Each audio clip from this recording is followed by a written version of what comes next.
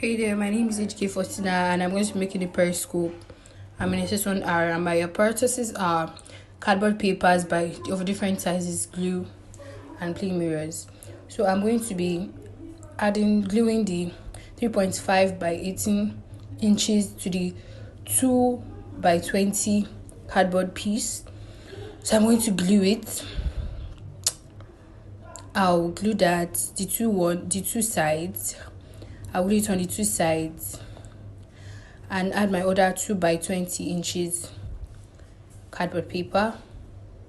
So I'm going to be inserting my plain mirrors at 45 degrees to each other. So I'll make it firm, then close up my periscope. So after closing up my periscope, I'm going to put cello tape to make it firm so it doesn't fall out. So now I measure the inch of the other side so I can insert it. I have to give an accurate measurement. So after that, I cello tape it. I also measure the up.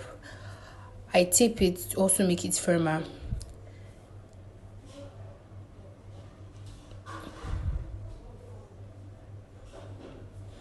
Then after that, I do that for the other side. Now we have a periscope. This is used by armored tanks to see outside, also used by submarines. Now I'm going to use it to see whether I'll be able to see up.